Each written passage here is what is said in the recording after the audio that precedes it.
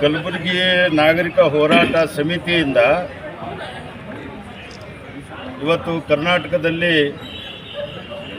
ಅತ್ಯಂತ ಪ್ರಬುದ್ಧತೆ ಮತ್ತು ಒಳ್ಳೆಯ ಆಡಳಿತಗಾರ ಡಾಕ್ಟರ್ ಅಂಬೇಡ್ಕರ್ ವಾದಿ ಪ್ರಜಾಪ್ರಭುತ್ವ ಮತ್ತು ಸಂವಿಧಾನ ಒಂದು ರಕ್ಷಣೆ ಮಾಡ್ತಕ್ಕಂಥ ನಮ್ಮ ದೇಶದ ಭವಿಷ್ಯತ್ತಿನ ಮುಂದಿನ ನಾಯಕರಾಗಿರ್ತಕ್ಕಂಥ ಪ್ರಿಯಾಂಕಾ ಖರ್ಗೆ ಅವರು ಇವತ್ತು ಕರ್ನಾಟಕದಲ್ಲಿ ಒಳ್ಳೆಯ ಆಡಳಿತನ ಕೊಡ್ತಾ ಇದ್ದಾರೆ.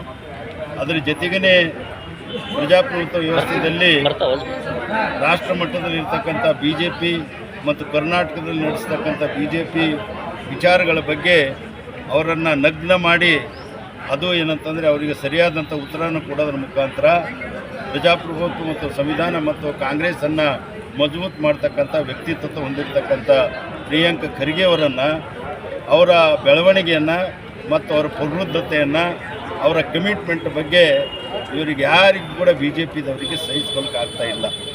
ಹಾಗಾಗಿ ಅವರನ್ನು ಏನಾದರೂ ಮನೆ ಕುಬ್ಜು ಮಾಡಬೇಕು ಅಂಥೇಳಿ ಅವಿವೇಕಿ ಆಗಿರ್ತಕ್ಕಂಥ ಒಬ್ಬ ಛಲವಾದಿ ನಾರಾಯಣಸ್ವಾಮಿ MLC ಅವರಿಂದ ಒಂದು ಕೆಟ್ಟ ಶಬ್ದಗಳಲ್ಲಿ ಆಡುವ ಭಾಷೆ ಆಡಲಾರದ ಅಸಂವಿಧಾನಿಕವಾಗಿ ಅಸಂಸದಿ ಪದಗಳನ್ನು ಬಳಸೋದ್ರ ಮುಖಾಂತರ BJP ಏನು ಅಂತಕ್ಕಂಥದ್ದು ಇಡೀ ರಾಜ್ಯಕ್ಕೆ ಇವತ್ತು ತೋರಿಸ್ಕೊಟ್ಟಿದೆ. ಹಾಗಾಗಿ ಇವತ್ತು ಏನು ನಾರಾಯಣಸ್ವಾಮಿ MLC ಏನು ಛಲವಾದಿ ಅಂತ ಹೆಸರಿಟ್ಕೊಂಡಿದ್ದಾರೆ, ಅವರು ನಿಜವಾಗಿ ಏನಂತಂದ್ರೆ ಛಲವಾದಿನೂ ಅಲ್ಲ, ಹೇಡಿ ಅವರೊಬ್ಬ ಗುಲಾಮ. ಅವರು ಒಬ್ಬರು ಏನಂತಂದರೆ ಎಲ್ಲರೂ ಹಾಕೊಂಡ ಚಡ್ಡಿಗಳನ್ನು ಅದನ್ನು ತಲೆ ಮೇಲೆ ಅವ್ರ ಮೇಲೆ ಹೊರಿಸಿ ಅದು ಒಂದು ಶೆಲ್ಲಿಂದೆ ಒಂದು ವಿರೋಧ ಪಕ್ಷದ ನಾಯಕರಿಗೆ ಮನೆಯವರಿಗೂ ಕೂಡ ಪ್ರೊಸೆಷನ್ ಮಾಡಿರ್ತಕ್ಕಂಥವ್ರು ಯಾರಾದರೂ ಇದ್ದರೆ ಅದು ಛಲವಾದಿ ನಾರಾಯಣಸ್ವಾಮಿ. ಅದು ಏನಂತಂದರೆ ಹುಟ್ಟು ಆಕಸ್ಮಿಕ ಆದರೂ ಕೂಡ ಹುಟ್ಟಿರ್ತಕ್ಕಂಥದ್ದು ಶೆಡ್ಯೂಲ್ ಕಾಸ್ಟ್ದಲ್ಲಿ.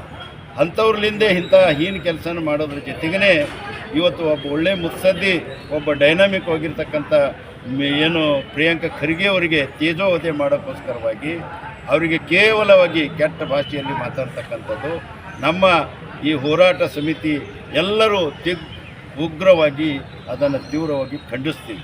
ಅದರ ಜೊತೆಗೇ ಇವತ್ತು ಅವರು ಮಹಾ ಸುಳ್ಳುಗಾರರು ಅಲ್ಲಕ್ಕೆ ಡಾಕ್ಟರ್ ಬಾಬಾ ಸಾಹೇಬ್ ಅಂಬೇಡ್ಕರ್ ಅವರಿಗೆ ಚುನಾವಣೆಗಳಲ್ಲಿ ಸೋಲಿಸಿರ್ತಕ್ಕಂಥವರು ಸಾವರ್ಕರ್ ಮತ್ತು ಡಾಂಗೆ.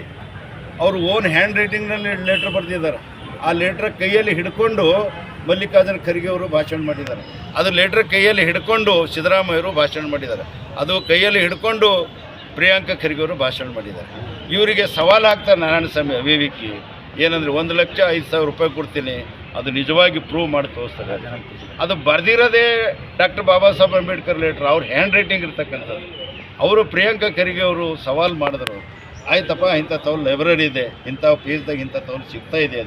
ಅದು ಕರ್ನಾಟಕ ಇಂಡಿಯಾದಲ್ಲಿ ಮತ್ತು ಕೇಂದ್ರ ಸರ್ಕಾರ BJPದಲ್ಲಿ ನಡೆಸ್ತಾ ಇದ್ದಾರೆ. ಅವರೇ ನಡೆಸ್ತಕ್ಕಂಥದ್ದು. ಅಲ್ಲಿ ಒಂದು ಲೈಬ್ರರಿ ಇದೆ, ಅಲ್ಲಿ ಹೋಗಿ ನೀವು ತೊಗೊಂಡು ಅದರ ಬಗ್ಗೆ ತರ್ಜುಮೆ ಮಾಡಿ ಬೇಕಾದರೆ ನಮ್ಗೆ ಹೇಳು, ಇಲ್ಲದೆ ಹೋದ್ರೆ ತಪ್ಪಿತ್ತಂದ್ರೆ ನೀ ರಾಜೀನಾಮೆ ಕೊಡಬೇಕು, ರಾಜೀನಾಮೆ ಕೊಡ್ತೀವಿ ಅಂತ ಹೇಳಿದ್ರು.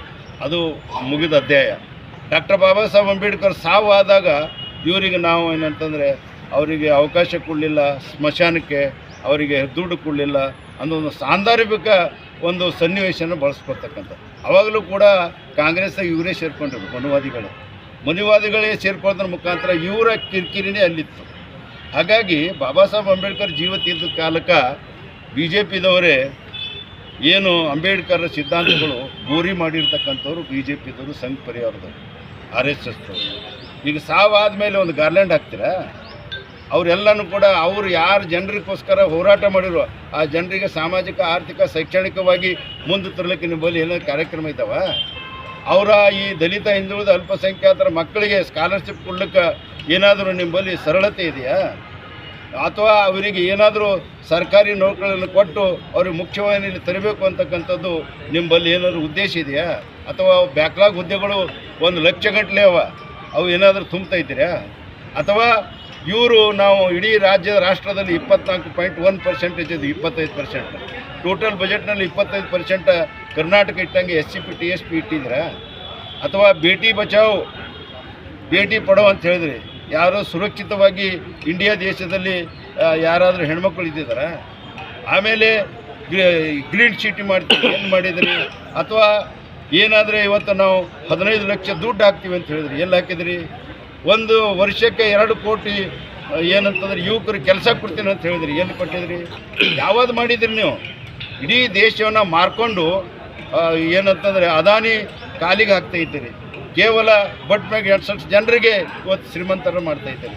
ಇವತ್ತು ಪ್ರಜಾಪ್ರಭುತ್ವದಲ್ಲಿ ಒಂದು ಸಮಾಜವಾದ ಇದ್ದಿರ್ತಕ್ಕಂಥದ್ದು ಮತ್ತೆ ಕ್ಯಾಪಿಟಲಿಸಮ್ ತೊಗೊಂಡ್ಬರ್ತಾ ಇದ್ದೀರಿ. ನಿಮಗೇನು ನೈತಿಕತೆ ಇದೆ? ನಿಮಗೇನು ನೈತಿಕತೆ ಇದೆ? ನಿಮಗೆ ಬಾಬಾ ಸಾಹೇಬ್ ಅಂಬೇಡ್ಕರ್ರ ಸಂವಿಧಾನ ಮತ್ತು ಪ್ರಜಾಪ್ರಭುತ್ವ ಮತ್ತು ಎಲ್ಲರಿಗೂ ಶೋಷಣೆ ಮುಕ್ತವಾಗಿ ಸಮಾಜ ಬೇಕು ಅಂತ ಹೇಳ್ತಕ್ಕಂಥವ್ರು ಮಹಾ ದೊಡ್ಡ ನೇತಾ ಈ ಗುಲ್ಬರ್ಗದಿಂದ ಹೋಗಿರ್ತಕ್ಕಂಥವ್ರು ಡಾಕ್ಟರ್ ಮಲ್ಲಿಕಾರ್ಜುನ್ ಖರ್ಗೆ ಅವರು ಪಾರ್ಲಿಮೆಂಟ್ನಲ್ಲಿ ನಿಂತರೆ ನಿಮ್ಗೆ ಯಾವ ಮಾರಾಲಿಟಿನೂ ಕೂಡ ವಿಚಾರಗಳು ಬರೋದೇ ಇಲ್ಲ ನಿಮಗೆ. ಹಾಗಾಗಿ ಅಂಥ ಒಬ್ಬರಿಗೆ ಅವರ ವ್ಯಕ್ತಿತ್ವத்தை ಕುಬ್ಜು ಮಾಡಲಿಕ್ಕೆ, ಅವರ ಸಣ್ಣಾಗಿರ್ತಕ್ಕಂಥ ಪ್ರಿಯಾಂಕಾ ಖರ್ಗೆ ಅವ್ರಿಗೆ ಅವ್ರ ವ್ಯಕ್ತಿತ್ವವನ್ನು ಹಾಳು ಮಾಡಲಿಕ್ಕೆ ಒಬ್ಬ ಅವಿವೇಕಿ ನಾರಾಯಣ ಸ್ವಾಮಿಗೆ ಹಚ್ಚಿರ್ತಕ್ಕಂಥದ್ದು. ಆದರೆ ಈ ಜನ ಹೆದರೋದಿಲ್ಲ. ಎಂದೂ ಕೂಡ ಪ್ರಿಯಾಂಕಾ ಖರ್ಗೆ ಹೆದರ ವ್ಯಕ್ತಿ ಅಲ್ಲ, ಅಥವಾ ಅಧಿಕಾರ ಕಂಡ್ಕೊಂಡು ಕೂಡೋರಲ್ಲ ಅವರು. ಹಾಗಾಗಿ ಅವರು ನಾವು ಪರ್ಸ್ನಲ್ ಆಗಿ ಸಮೀಪ ನೋಡಿದ್ದೇವೆ ನಾವು. ಅವರು ಎಷ್ಟೊಂದು ಜನರಿಗೆ ಅವರು ಸ್ಪಂದಿಸ್ತಾರೆ ಅಂತಂದರೆ 100 ಜನ ಬಂದರೂ ಕೂಡ ಪ್ರತಿಯೊಬ್ಬರಿಗೆ ಇಂಡಿವಿಜುವಲ್ ಆಗಿ ಅವ್ರ ಅರ್ಜಿಯನ್ನು ಸ್ವೀಕರಿಸಿ ಏನು ವಿಚಾರ ಅನ್ನೋದು ಅವ್ರು ಓದ್ಕೊಂಡೇ ಬಂದಿರಲ್ಲ. ಒಬ್ಬೊಬ್ರು ಅರ್ಜಿ ಕೊಡೋರು ಅವರೇ ಹೇಳ್ಬಿಡ್ತಾರೆ, ಹಿಂಗದಪ್ಪ ಹಿಂಗದ ಇದಾವೆ ಅಂತ ಹೇಳ್ಬಿಟ್ಟು. ಅಂಥ ಒಬ್ಬ ವ್ಯಕ್ತಿತ್ವ ಹಾಳು ಮಾಡ್ತಕ್ಕಂಥ ದುರುದ್ದೇಶ ಬಿ ಜೆ ಪಿಗದ. ಬಿ ಜೆ ಪಿಯವ್ರ ಕೈಯಲ್ಲಿ ಬಡಗಿ ನಾರಾಯಣ ಸ್ವಾಮಿ, ಬಿ ಜೆ ಪಿಯವ್ರ ಕೈಯಲ್ಲಿ ಬಡಗಿ ಅವ್ರು ಹ್ಯಾಂಗೆ ಬಳಸ್ತಾರ ಹಂಗೆ ಆ ಬಡಗಿ ಬಳಕೆ ಆಗ್ತದೆ.